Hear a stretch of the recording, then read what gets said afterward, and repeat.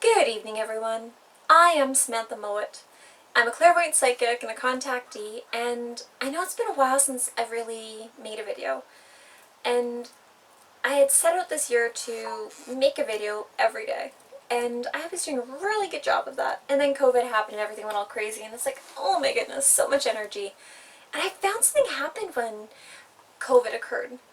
I really focused a lot of my energy into my gardening, and because of it, I've got about 30 or so tomato plants in here, countless peppers, and so many other herbs and plants going on, which has been wonderful for keeping my energy grounded and balanced.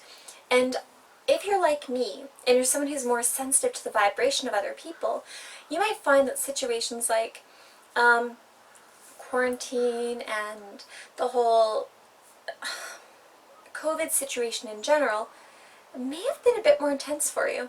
You may have found that your energy was having a hard time maintaining its consistent pattern. So what do I mean when I say that? Well, you might find that you'll be emotionally one way for a while. You might be going through a phase of, yeah, okay, I can do this, I feel fine. Then a while later be like, oh my goodness, this is way too intense, I can't do this, what the heck? And chances are you've actually picked up on other people's energy. And so for me, I found gardening was the way to help clear out everyone else's garbage and energetic debris and just kind of connect back into who I am.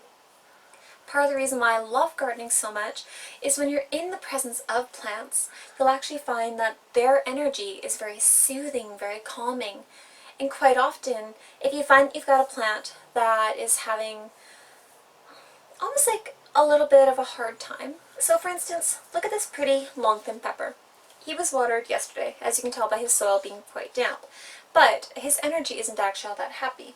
So what you can do with your plants is you can talk to them, you can sing to them, you can read to them, and doing stuff like that actually starts to initiate an energetic exchange with them.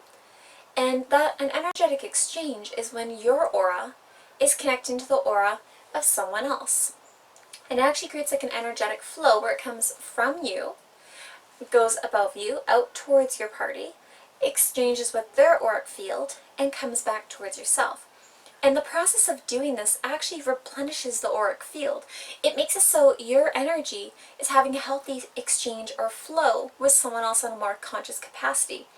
We do this in all of our conversations with other people. We do this with the plants that we're near. So for those of you who actually find that you'll be like, oh my goodness, there's a really cute plant, I'm going to buy this plant, I'll take it home and I'll water it and I'll keep it in the sunlight. And then a couple months later you're like, oh, my plant's dead. It's because of the energy that's actually kind of going on within you and around your home. That is if you're maintaining normal plant care. It's the plant is actually releasing energy and sharing its energy with you, but the energy coming out of you and the people in your home and the people that are around it are not having the same healthy vibration to keep the plant being sustained in a really good way. And so what we do around our house is when we start noticing our plants starting to have yellow leaves or dropping leaves or having leaves that are turning brown or absorbing more water than normal and looking like they're all closed up, then we're like, there's some energetic stuff going on here. We need to fix this and rebalance things. And then we tend to go around our home and do clearings and asking our guides to come in and really just trying to raise the vibration of ourselves and our home to help make it a more harmonious place for everything involved. One thing I found forever ago when I think I was in my early 20s, and I used to sit in my dad's greenhouse, because he had this really beautiful big greenhouse, and I would sit down with the plants and read to them books, and I would notice their aura would always feel very jubilant, very alive when I would come near them. And I've always had a lot of luck with houseplants because I do tend to talk to them. And you can infuse your houseplant's water with crystals, or you can send the vibration of love and healing and light and stuff like that. For those of you who are wanting to learn more about infusing water, when it comes to the vibration of a more positive and aligned vibration, check out the work of Dr. Emoto. He's actually a really incredible scientist who actually noticed that water molecules pick up on the vibration that we're projecting towards them. So if I think love towards the water, it shows love. If I think hatred and anger, it projects hatred and anger. And it's essentially the same principle that we're doing in our home. We just don't notice it. And because we're comprised so heavily of water, and when you think about it, because we're made up of water to such a large extent, and water picks up the vibration of what's being thought towards it, said towards it, or even just projected into the room, and then the water is shifting based upon that vibration. And then you think about ourselves being made of water and absorbing all of that vibration. And then you start to realize, oh my goodness, it's not just a matter of the words I say and the things I think are going to impact my reality when it comes to my manifestation and how things turn out for me, but it really does have a strong impact upon our health and everything else. And so because plants are more sensitive than we are, it can be good to use your houseplants as a bit of a gauge as to energetically what's going on. And that's what we tend to do. So a lot of our houseplants also have crystals on top of them, and we tend to rotate them around. That way, oh, it feels like you need to have more sunlight, or you need to have less sunlight. Oh my goodness, pardon me. So we really tend to pay attention to the energy that's coming out of the plants. Sometimes we find our plants actually like to hang out in clusters when they seem like they're really turning inwards and feeling like their aura seems like it's quite small. So if you're wanting to see the aura of your plants, it's super easy, super fun. You can take a plant and have it several feet away from you. And what I would recommend doing is if you have a light colored wall anywhere, I would take the plant, put it against the light colored wall so it's about a foot away. And then you're going to go across the room, preferably where there's natural lighting, and then you're going to relax your eyes, staring at the area where the plant is, and then as you do this for a few moments, take deep, relaxing breaths, allow for your energy to calm down and to ground. And when you're in that relaxed, energetic state, you'll actually find that your ability to perceive energy is a lot easier. Seeing auras is actually something most of us have done. We just need to get to that calm state again. And so as you look at it, you might start to notice a little bit of a haze or a glow around the plant.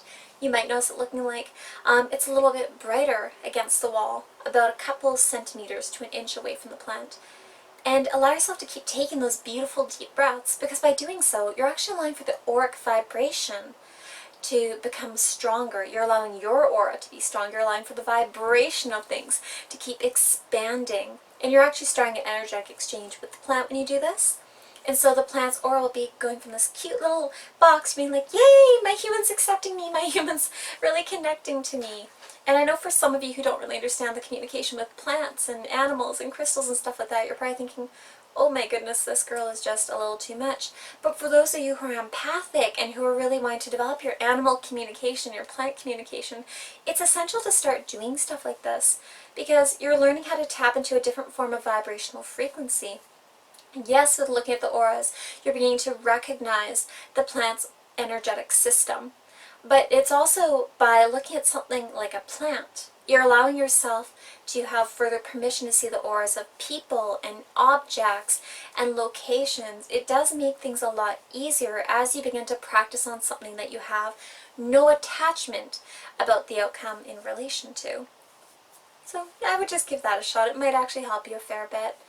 One thing I do think is really relevant for a lot of us too when it comes to this is when you feel the energy of something.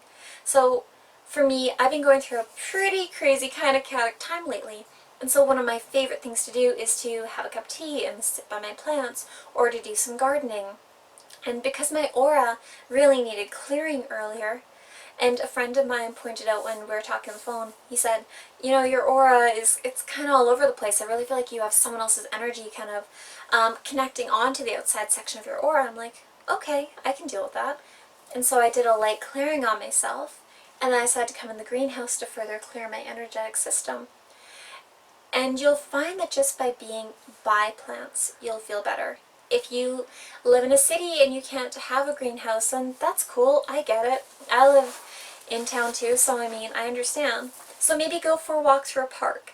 Allow yourself to walk along the river or the ocean, or maybe even take a trip out to the forest if you get a chance. That's one of the best ways to really ground and reconnect your energy if it's feeling like it's discordant and not quite yourself.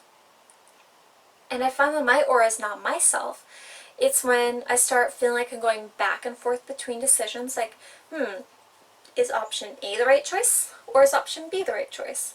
I think it's A. No, wait, it's B. Maybe I'm wrong, but it was definitely A. Wait, no, it was B. Then I realized that I've got someone else's aura kind of connected onto mine. And sometimes that happens. It could be a client that needs something, or one of my children may require something, or I may not have cleared myself properly after talking to a friend, or countless other reasons. There's a number of things that come into play when it comes to someone else's auric system being connected onto yours. You may even have energetic cords with other people, especially if you're in a soulmate relationship, or if you have karma with someone, then you can have energetic cords going from the chakra system in towards that other person. There's really a number of reasons this can happen. Sorry, I was looking at a bug, so if I'm kind of looking all over the place, please ignore me.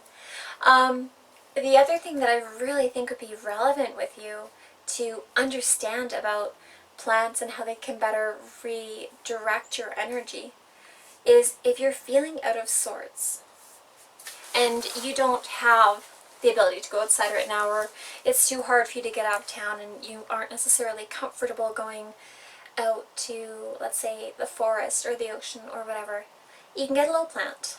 And I've got a little pepper right here, super cute, and you can have it in front of you.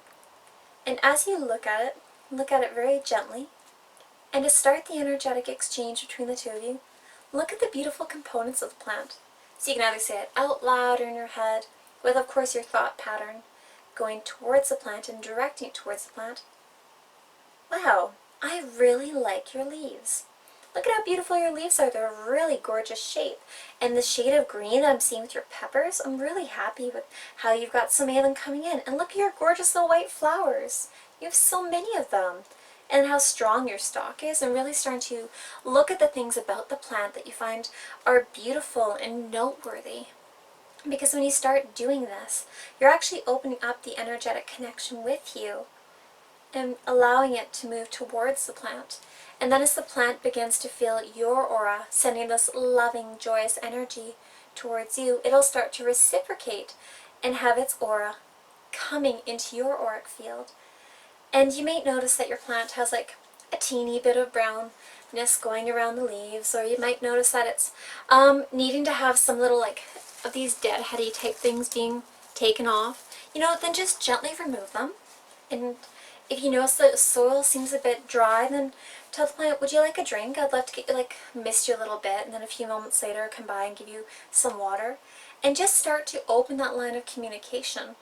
By doing so, you'll actually allow yourself to have much happier, healthier plants, but you'll be like me where, yeah, you plant a couple hundred seeds, but then you get almost all of your plants coming forward. My greenhouse is completely filled with tomatoes I started from seedlings, and now a lot of them are about 4 feet tall. You can't even really see the tops of some of the guys back there because they're just that big.